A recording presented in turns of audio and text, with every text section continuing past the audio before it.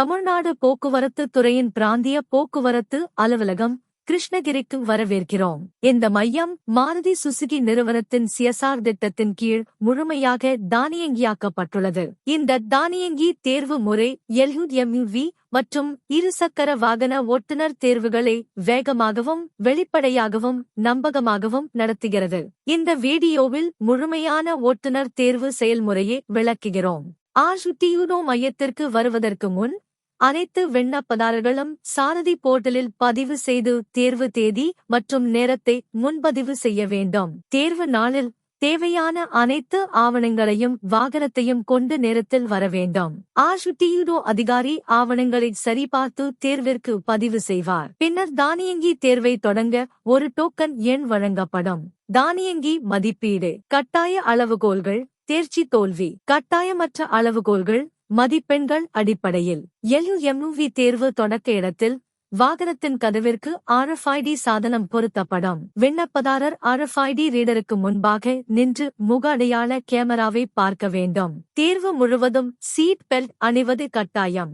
முகம் பதிவு செய்யப்பட்ட பிறகே தேர்வு தொடங்கும். முகம் பதிவு செய்யப்பட்டதும் சிக்னல் பச்சையாக மாறி தடுப்பு திறக்கப்படும். முகம் பதிவு செய்யப்படாவிட்டால் தேர்வு தொடங்காது. LUMUV தேர்வு HRAC தேர்வுடன் தொடங்குகிறது.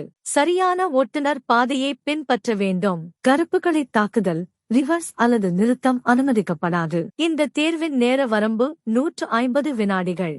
இங்கு போக்குவரத்து விதிகள் பின்பற்றப்படுகிறதா என்பதை முறை சோதிக்கும். ஓட்டுநர் ஜன்னலை இறக்கி முக அடையாள கேமராவை பார்க்க வேண்டும். வாகனம் ஸ்டாப் லைனுக்கு முன் குறைந்தது 5 வினாடிகள் முழுமையாக நிறுத்தப்பட வேண்டும். வாகனத்தின் எந்த பகுதியும் ஸ்டாப் லைனை தொடவோ கடக்கவோ கூடாது. அடுத்ததாக விண்ணப்பதாரர் 8-ஸ்டாக் தேர்வை மேற்கொள்வார். சரியான ஓட்டுநர் முறைமையை பின்பற்ற வேண்டும். கருப்புகளை தாக்குதல், ரிவர்ஸ் அல்லது நிறுத்தம் அனுமதிக்கப்படாது. அதிகபட்ச நேரம் 90 வினாடிகள். அடுத்த தேர்வு PTRAC ஆகும். வாகனத்தை பார்க்கிங் பெட்டியை தாண்டி கொண்டு சென்று பின்னர் சரியான முறையில் ரிவர்ஸ் பார்க்கிங் செய்ய வேண்டும். இந்த தேர்வின் போது சரியான பாதையை பின்பற்ற வேண்டும். கருப்புகளை தொடக்கூடாது. நிறுத்தங்களை தவிர்க்க வேண்டும். அதிகபட்சம் 3 ரிவர்ஸ் முயற்சிகள் மட்டுமே அனுமதி. இந்த தேர்வு 120 வினாடிகளில் முடிக்க வேண்டும். வாகனம் குறிக்கப்பட்ட 2 கோடுகளுக்கு நடுவில் துல்லியமாக நிறுத்தப்பட வேண்டும். சிக்னல் பச்சையாக மாறியதும் பின்னோக்கி செல்லாமல் முன்னே நகர வேண்டும். அதிகபட்ச நேரம் 90 வினாடிகள். இங்கு மீண்டும் முக அடையாள சரிபார்ப்பு நடைபெறும்.